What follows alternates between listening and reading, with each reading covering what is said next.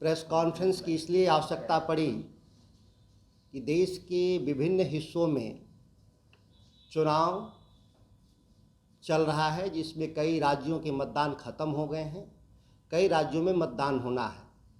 मैं इसलिए आप सभी को बताना चाहता था कि ये भारतीय जनता पार्टी का घोषणा पत्र है।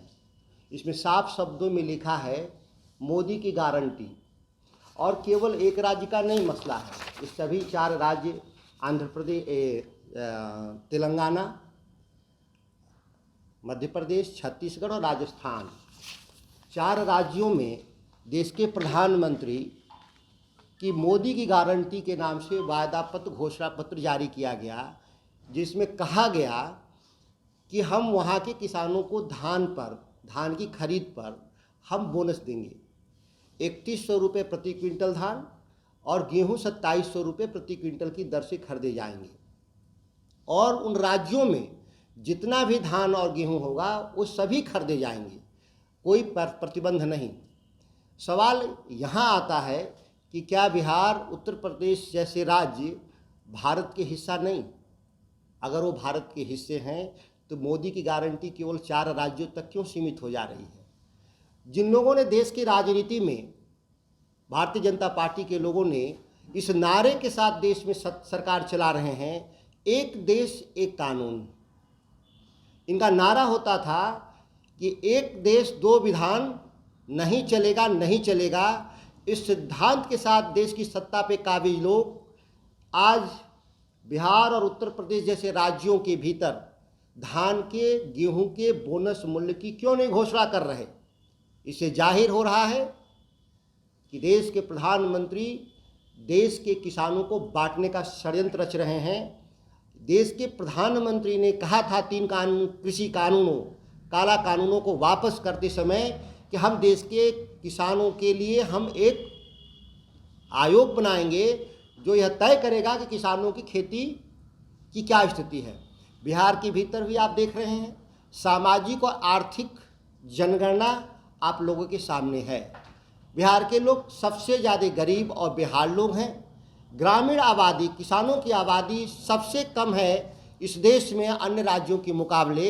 यह सत्यापित तथ्य आप लोगों के पास प्रस्तुत हो चुका होगा, क्योंकि यह बिहार विधानसभा के भीतर टेबल हो चुका। इंडिया गठबंधन के दलों से, खासतौर से हम कांग्रेस, जो 3100 रुपये प्रति क्विंटल छत्तीसगढ़ में धान खरीदने का काम कर रही है, बिहार में भी मांग करनी चाहिए राज्य सरकार के लिए से कि बिहार के किसानों की माली हालत सबसे बदतर है। इसका अंदाज़ा आर्थिक जनगणना से भी लोगों को मालूम हो चुका है। क्यों नहीं बिहार के किसानों को 3200 रुपये क्विंटल धान की खरीद होनी चाहिए? क्यों नहीं 2700 रुपये क्विंटल गेहूं की खरीद होनी चाहिए? क्या देश के प्रधानमंत्री केवल उन राज्यों के प्रधानमंत्री हैं जिन राज्यों में केवल चुनाव हो रहा है? क्या बाकी राज्यों के देश के प्रधानमंत्री नहीं हैं? क्योंकि ये सभी घोषणा पत्र प्रदेश के द्वारा जारी नहीं, मोदी गारंटी के नाम से जारी है। इसमें ये नहीं है कि प्रदेश जो राज्य स्तर की जो नेता है भारतीय जनता पार्टी, उन लोगों के द्वारा नहीं, देश के प्रधानमंत्री के द्वारा जारी है। इससे जाहिर हो रहा है कि भारतीय जनता पार्टी बिहार के विकास के लिए गंभीर नहीं। भारतीय जनता पार्टी के लोग केवल सत्ता में काबिज होने के लिए झूठे वायदे का एक जाल फेंका जा रहा है। इसलिए मैं अब भी कह रहा हूं इंडिया गठबंधन के सभी साथियों से, इस राज्य के मुख्यमंत्री नीतीश कुमार जी से, कि बिहार के किसानों की माली हालत सुधारने के लिए बिहार में चूँकि धान की कटनी प्रारंभ हो चुकी है, खरीद शुरू हो चुकी है, उसको जितना धान है एक एक पाई धान खरीदना चाहिए। राज्य सरकार 1.25 करोड़ टन के मुकाबले 45 लाख टन ही क्यों खरीद कर रही? बाकी किसानों का क्या होगा? दूसरा, न्यूनतम समर्थन मूल्य को बढ़ा करके बोनस 3200 अन्य राज्यों में जैसे है 3200 रुपया कर देना। दूसरी बात, आप राज्य के किसानों के दुर्दशा को आप समझ रहे हैं। यहाँ पे पराली के फूकने पर दंड दिया जा रहा है।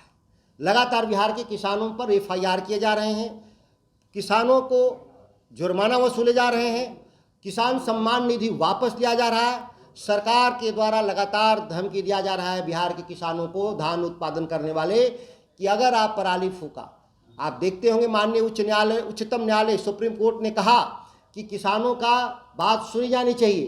किसान इसके लिए संपूर्ण रूप से दोषी नहीं है। वायु प्रदूषण के लिए केवल किसान दोषी नहीं, बल्कि एयर कंडीशन गाड़ी में चढ़ने वाले लोग, एयर कंडीशन ऑफिस में बैठने वाले लोग, एयर कंडीशन घर में रहने वाले लोग सबसे ज़्यादा वायु प्रदूषित कर रहे हैं। वह दिल्ली का मसला हो या पटना का मसला हो, लेकिन हुक्मरान एयर कंडीशन ऑफिसों से लगातार किसानों पर प्रताड़ित करने का लगातार आदेश दे रहे हैं। कोई भी लोकप्रिय सरकार, जनता से चुनी हुई सरकार से अपेक्षा नहीं किया जाता कि अपने ही लोगों को, लाखों किसानों को दंडित करने का काम करे। उसके लिए वैकल्पिक नीति माननीय सुप्रीम कोर्ट ने कहा कि हरियाणा की जो नीति है उस नीति को देश भर में लागू करना चाहिए। किसानों को सब्सिडी देना चाहिए प्रति एकड़ कि वह पराली का सही प्रबंधन कर सके।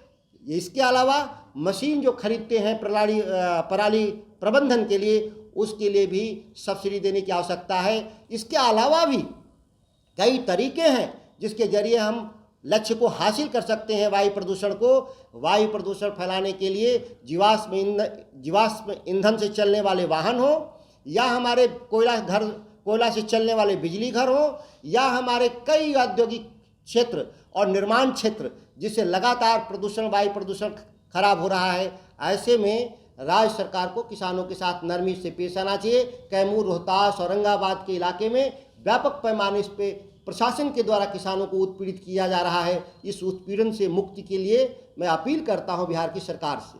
लगातार मुख्यमंत्री देखिए, बिहार को विशेष सहायता की तो ज़रूरत है। राष्ट्रीय स्तर पर हम जिन क्षेत्रों में हम पिछड़ गए हैं, जैसे कि हमारे किसानों की आमदनी का सवाल है, हमारे जो कामगार हैं उनके सवाल हैं, या हमारी सड़कें और स्वास्थ्य के क्षेत्र में हमारा जो गैप है, या शिक्षा के क्षेत्र में हमारे उच्च शिक्षा में हमारे पास, आप तो देखे होंगे आर्थिक जनगणना में बिहार में मात्र 7% केवल ग्रेजुएट हैं, जबकि दुनिया के अर्थशास्त्रियों का कहना है कि किसी देश को, किसी राज्य को बेहतर तरीके से चलाने के लिए न्यूनतम 30% आबादी को ग्रेजुएट होना चाहिए। कहीं बिहार के बारे में हमारी धारणाएं बदली। जो हम लोग कह रहे थे कि बिहार के लोग सबसे पढ़े लिखे लोग हैं, लेकिन इन पढ़े लिखे लोगों में से मात्र 7% हम लोग हैं। स्वाभाविक है कि बिहार की तरक्की के लिए शिक्षा के क्षेत्र में भी विशेष सहायता की आवश्यकता है, स्वास्थ्य के क्षेत्र में विशेष सहायता की आवश्यकता है। कानून अगर विशेष राज्य देने में अगर रोकता है तो विशेष सहायता देने में नहीं रोकता। ये हमारे सामने उदाहरण है कि जब भारत सरकार 2183 रुपये से धान खरीद करने का घोषणा करती है, लेकिन राज्यों में चुनाव में जहां वो 3100 और 3200 खरीदने की घोषणा करती है, ये विशेष सहायता है। विशेष सहायता किसको मिलना चाहिए? जो सबसे कमज़ोर लोग हैं, और सबसे कमज़ोर लोग बिहार के लोग हैं, तो यहाँ मदद मिलना चाहिए। मिल किसको रहा है? जो सबसे ताकतवर लोग हैं। तो यहाँ पर डार्विन का सिद्धांत इस देश की राजनीति में है कि बड़ी मछली छोटी मछली को खा जाती। कमज़ोर के पक्ष में कोई नहीं खड़ा होना चाहता, सभी लोग ताकतवर के पक्ष में खड़ा होना चाहते हैं। इससे मोदी की गारंटी से यही पता चलता है। धीरे धीरे से मेरी जिंदगी में आना, धीरे धीरे से दिल को चुराना।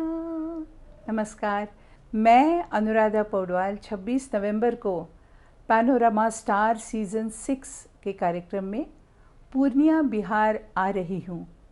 मुझे पैनोरमा ग्रुप के निर्देशक संजीव मिश्रा जी ने बुलाया है, तो हम सब मिलते हैं पैनोरमा होम्स में शाम 7 बजे। नमस्कार। नमस्कार, मैं हूँ आपकी शिल्पा शिंदे। कैसन बा? ठीक बा? जी हाँ, मैं 26 नवंबर को Purnia Bihar panorama star season 6 के प्रोग्राम में आ रही हूँ। सीख पकड़े हैं। पैनोरमा ग्रुप के निर्देशक श्री संजय मिश्रा जी का धन्यवाद करना चाहूँगी। तो होम्स पैनोरमा में शाम को 7 बजे मिलते हैं। तब तक अपना ख्याल रखना, मेरा इंतजार करना।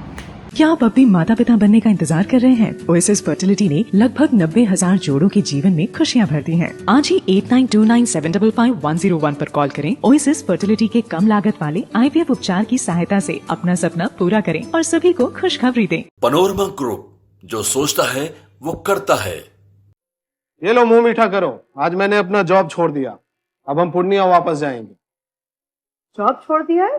मतलब ये घर कैसे चलेगा, हम करेंगे क्या और माँ बाबूजी क्या बोलेंगे? इसलिए मैं एक और मिठाई का डब्बा लाया। अपने बिजनेस के लिए लोन अप्रूव हो गया है। अरे लोन अप्रूव हो गया वो तो ठीक है, लेकिन पूर्णिया में हम रहेंगे कहाँ? अपना घर भी तो नहीं है वहां। इसलिए तो एक और मिठाई का डब्बा अलग से लाया हूं।